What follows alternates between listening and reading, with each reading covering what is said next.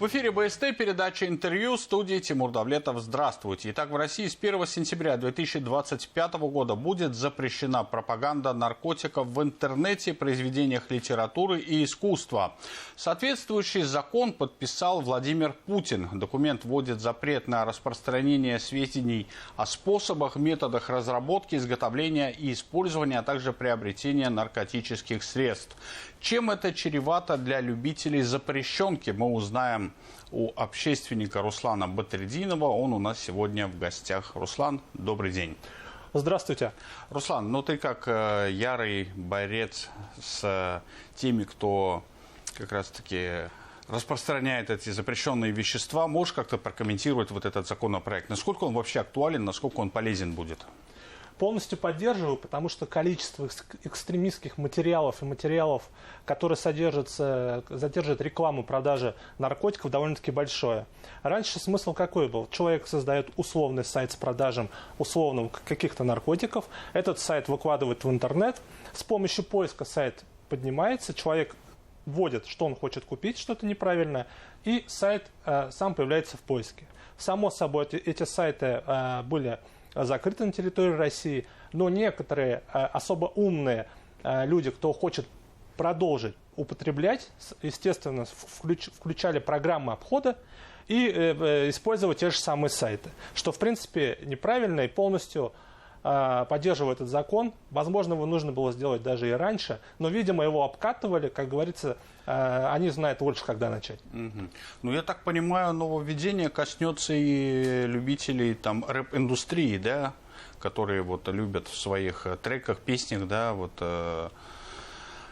призвать молодежь в основном употреблять наркотические вещества, но среди которых у нас и много беглых иноагентов, которые сейчас живут за границей.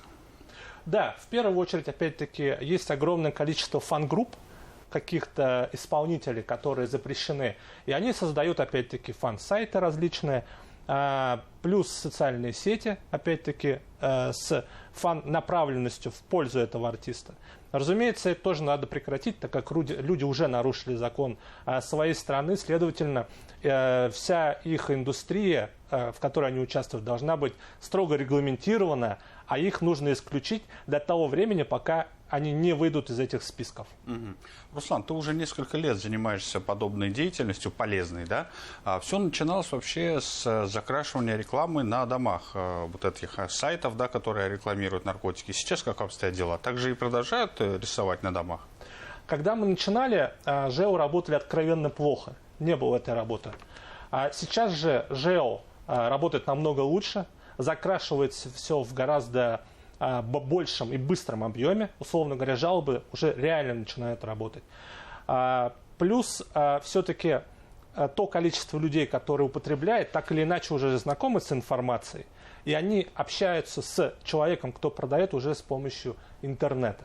Следовательно, та реклама, которая на улице, чуть-чуть сокращается, но наша задача сделать так, что те люди, которые употребляют в нынешнем этапе своей жизни, прекратили. Руслан, ну ты борешься, получается, с этими злоумышленниками еще и в интернете. Ну, грубо говоря, ты закрываешь один сайт со своими коллегами, да? Но это же как гидра, там, одну голову отрубишь, появляются на ее месте 3 новые. Не устали бороться? Нет. По сути, мы делаем ту работу, когда человек хочет попробовать в первый раз, условно говоря, какой-то студент на выпускном, либо после какого-то праздника. Человек пока не знает контактов человека, кто продает данный продукт, и ему нужно найти. И он, следовательно, все это находит в интернете. Поэтому первое касание мы, условно говоря, берем на себя. То есть ликвидируем сайт как возможный, так сказать, порог человека, который может привести. Ну, то есть, условно говоря, человек первый раз попробует и дальше будет продолжать. Не будет первого шага, не будет никакого порока. Руслан, а вот честно говоря, тебе-то это зачем? Здесь все просто. Я живу в Черниковке, я там вырос. Когда я даже хожу по микрорайону, я знаю, что в каждом подъезде живет какой-то мой знакомый. Это прям довольно-таки большая территория. И, условно говоря, в каждом доме есть 1-2 человека, которые умерли, правильно сказать, все-таки погибли от наркотиков, потому что смерть все-таки не своя, что называется. Поэтому огромное количество смертей, огромное количество людей сидит, что, в принципе, их судьба уже поломана. Поэтому, чем меньше этого будет, тем больше людей будут спасены, и больше людей будут реализованы в этой жизни. Угу. Руслан, ну вот твоя деятельность направлена как раз-таки, чтобы прекратилась реализация наркотических веществ, психотропных и их аналогов, да, в том числе и в интернете. Но распространители-то несут от этого колоссальные убытки. Явно не секрет. И им по-любому не нравится эта деятельность, которой ты занимаешься. Я даже слышал, что за твою, ну, не голову, да, так скажем, была объявлена награда. Что это за история такая? Здесь все просто. Нашли на одном из теневых форумов, которые доступны, недоступны, разумеется, для простых пользователей, но доступны с программами для обхода. Там было выложено, собственно, заказ на меня, фамилия, имя, отчество, и там за один мизинец давали 100 тысяч, ну, условно говоря. Разумеется, я испугался, разумеется, это было довольно-таки шоковым состоянием, потому что любой наркоман, кто сбился уже со своего пути и уже чуть-чуть с поехавшей головой, может за минимальную дозу, да хоть за 1000 рублей сделать вообще все, что угодно, если у него будет ломка в этот период. Но, слава богу, все на месте, надеюсь, ничего останется на месте.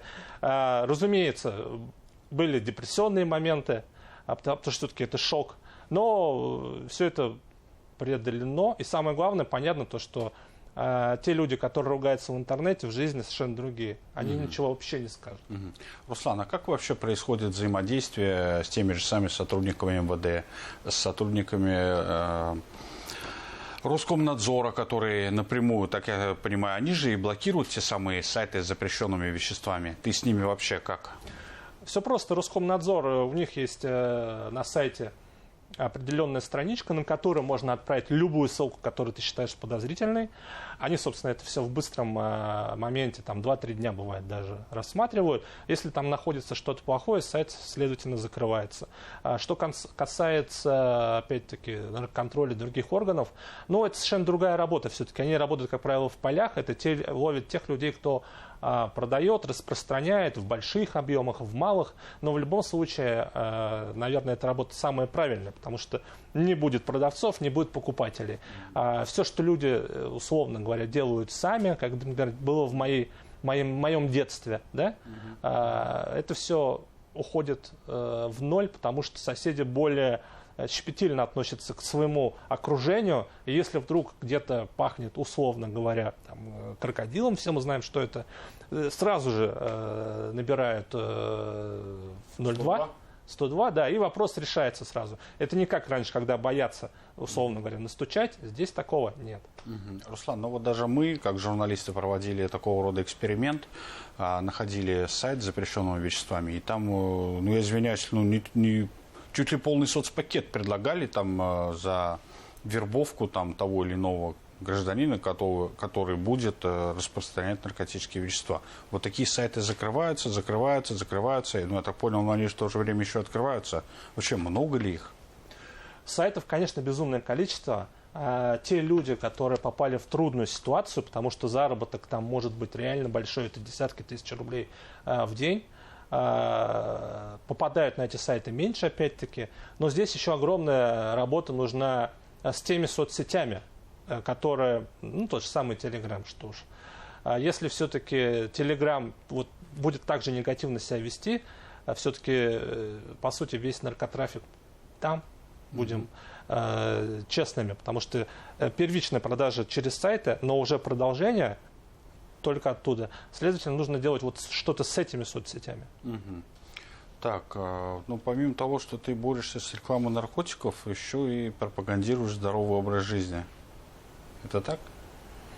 Ну, естественно, потому что лучше поиграть в футбол с друзьями, либо выйти сейчас практически на территории любой школы, по крайней мере, в Черниковке. Например, мы играем на территории 112-й школы, там отличный газон, в любой момент можно выйти поиграть.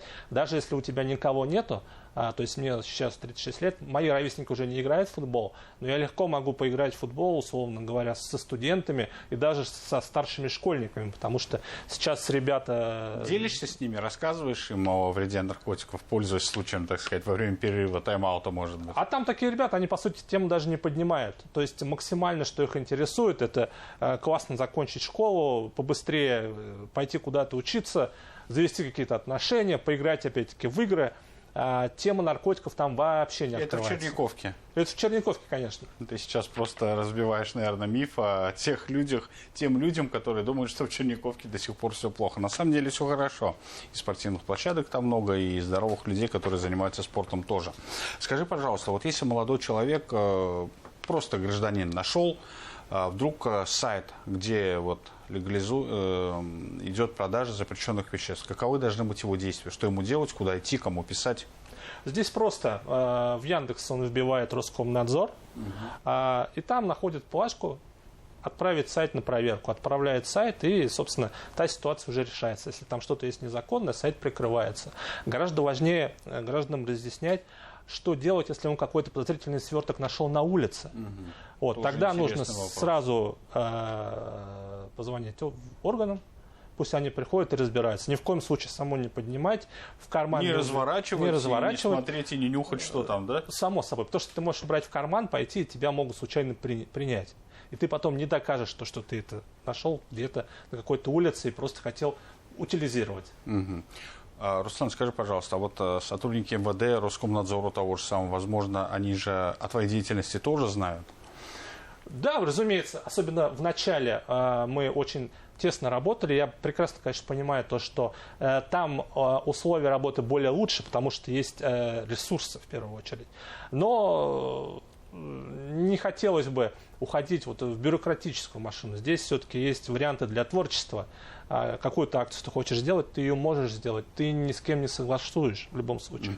А там уже работают более усердные люди, у которых есть определенный KPI, я понимаю. Поэтому эта работа довольно-таки сильная, для сильных людей. Возможно, я в эту стезю не вхожу. Ага, но ты все равно с ними так или иначе приходится тебе взаимодействовать. Как они вообще отнеслись к тому, что, к твоему такому хобби, не знаю, увлечению, как это назвать правильно? Разумеется, пригласили на разговор вначале, объяснили то, что, Руслан, будь осторожен, сам понимаешь, я все понял. Мы померились, условно говоря, скиллами, мы поняли, что я могу, что могут они. И, в принципе, на этом все завершилось. Но я понимаю, что если вдруг у меня будут какие-то вопросы, я всегда могу обратиться. А если же у меня будут проблемы, вспоминая историю с мизинцем, я могу, в принципе, тоже проконтролировать этот момент и заняться, собственно, безопасностью. Ну что ж, спасибо тебе большое, Руслан, за твой нелегкий труд, так скажем. Спасибо, что нашел время, пришел к нам в студию. Я напомню, что у нас в гостях был общественник Руслан Батрединов. Я же с вами прощаюсь, ну а вы оставайтесь на телеканале БСТ.